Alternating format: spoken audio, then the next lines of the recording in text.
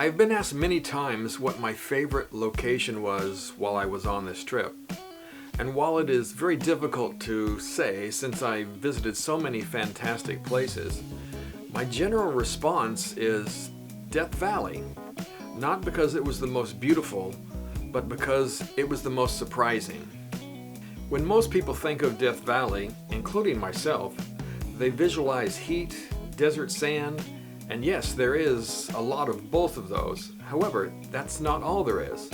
Along with the sand and intense heat, there are mountains, valleys, and amazing colors.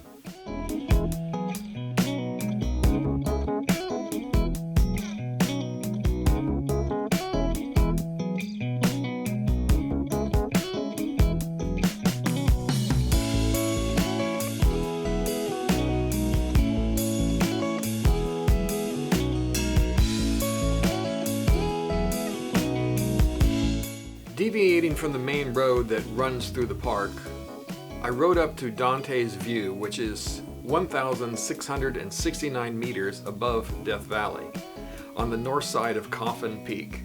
It offers spectacular views of the valley and was one of the filming locations for Star Wars Episode 4.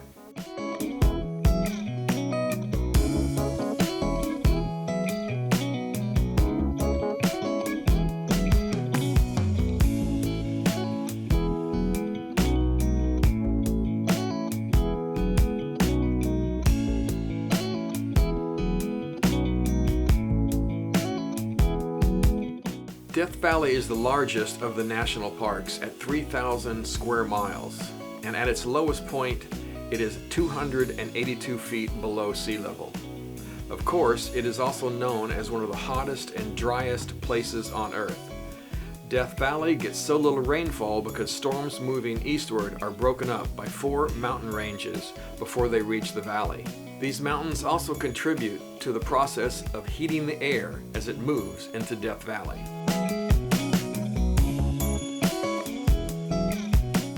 On the days I was there, they were actually having a cooling trend and temps ranged from 105 to 110 degrees. But it was a dry heat. Now, I jest, but it does make a difference. 105 degrees in the humid deep south is far less tolerable than the same temperatures in Death Valley.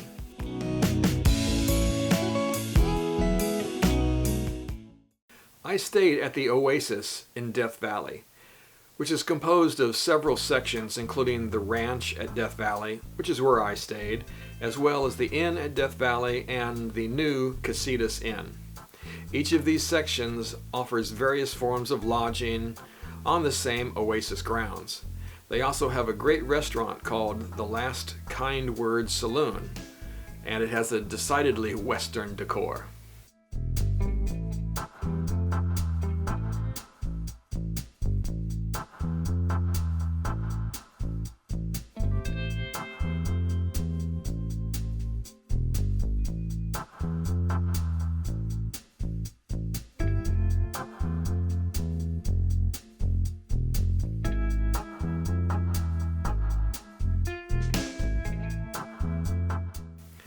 One of the things I found very cool, pun intended, was how they mitigated some of the heat around the buildings by setting up a water misting system. Staying under the awnings near the misters was actually quite comfortable.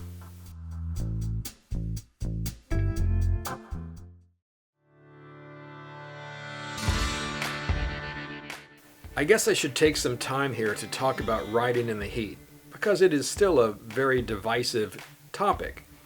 While I was riding in Death Valley and other hot locations, I always kept my climb jacket and pants on, keeping my skin covered. I also wore long base layers that covered my lower body down to the ankles. And then also I wore long sleeve base layers on my upper body. These base layers are from LD Comfort and are designed to wick sweat away from the skin and allow it to be evaporated from the surface of the garments. I kept the vents of my jacket open as well as the collar pinned back and was extremely comfortable all day long. The secret is to allow yourself to sweat and then make sure there is just the right amount of ventilation flowing through your jacket to evaporate that sweat. But slowly.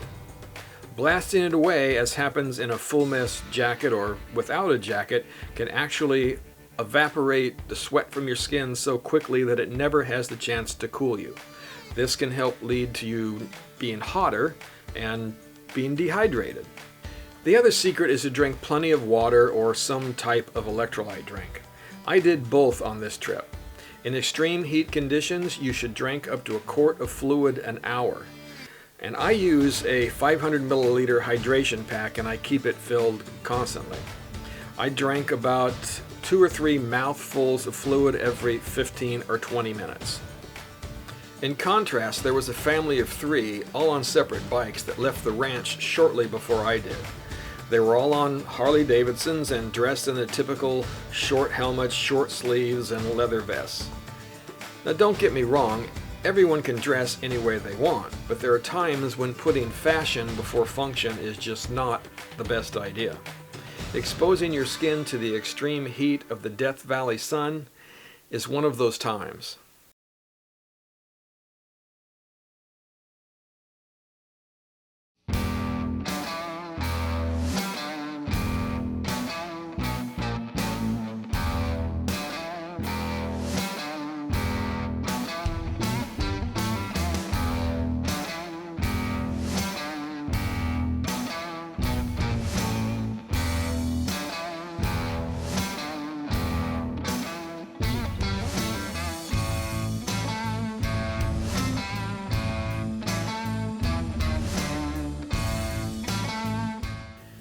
From Death Valley, I went from below sea level to the mountain town of Big Bear, California, near the San Bernardino National Forest.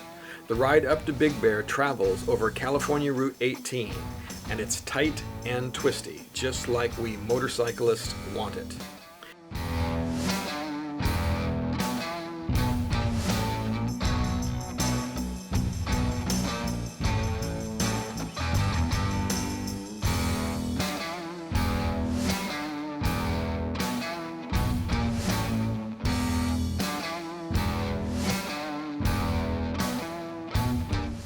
After a great stay at the Big Bear Best Western and one of the best dinners I had on the trip, I made my way back down the mountain heading towards Joshua Tree National Park and Palm Springs, California.